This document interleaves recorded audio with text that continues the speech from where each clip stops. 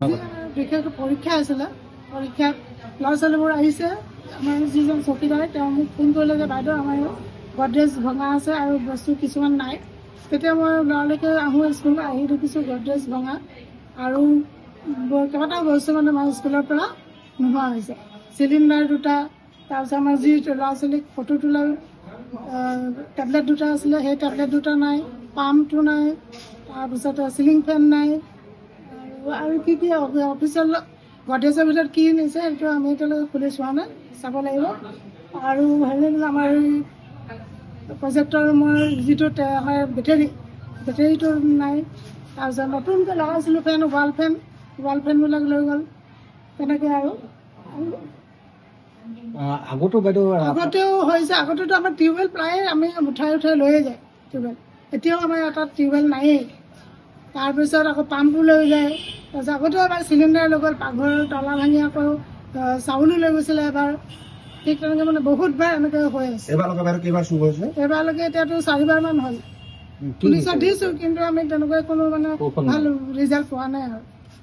এতিয়া এইবাৰ মানে বহুত আশা কৰিছোঁ যাতে আমি চোৰজনক ধৰি একেজনেই যেন লাগিছে চোৰ কাৰায়ত্ব কৰি যেন তেওঁক মানে শাস্তি দিয়ে আৰু বিদ্যালয়বিলাকত যাতে এনেকৈ উপদ্ৰৱ নকৰে ঠিক তেনেকুৱা আমি আশা কৰিছোঁ সকলোৱে আজি আমাৰ বহুত কষ্ট হৈছে ল'ৰা ছোৱালীবিলাকৰো কষ্ট হৈছে আমি এতিয়া পৰীক্ষা জাষ্ট আৰম্ভ কৰিছোঁহে ভৱিষ্যতে যাতে এনেকুৱা নহয় আমাৰ পুলিচ প্ৰশাসনক আমাৰ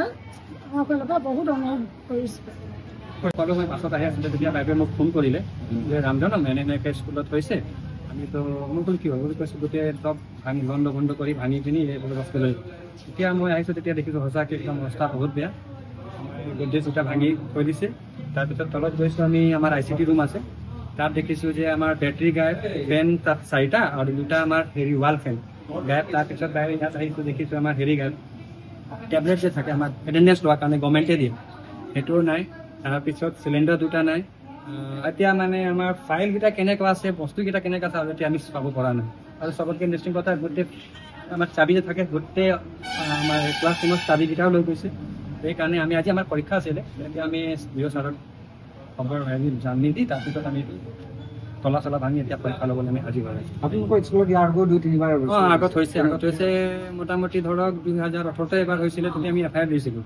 তাৰপিছত মাজতে এবাৰ ভোগালী বিহু আশে পাশে আমাৰ ডেস্ক বেঞ্চ চুৰি হৈছিলে তেতিয়া আমি পিছফালে গম পালোঁ যে হৈছিলে পিছফালে গৈছিলোঁ খবৰ লৈছিলোঁ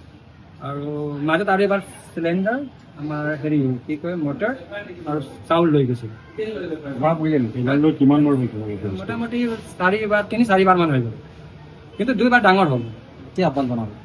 মই সেইটোৱে জনাম মানে প্ৰশাসনক যে এতিয়া মানে স্কুলত যদি এনেকুৱা হৈ থাকে তো আমি আমাৰ বস্তু কেনেকুৱা হেৰি কৰিম এতিয়া টেবলেটে লৈ গ'ল আজি আমাৰ এটেণ্ডেঞ্চো নহ'ব এটেণ্ডেঞ্চটো ল'বও লাগিব চৰকাৰে এতিয়া মানে আমাৰ এইকেইটা কিবা সুবিধা দিয়ক আৰু সেইফালেতো অকণমান চাব লাগে কাৰণ কি এইটো আমি বাৰে বাৰে চাই আছোঁ হৈ আছে আৰু আমাৰ কোনো হেৰি সমাধান পোৱা নাই থেংক ইউ ছাৰ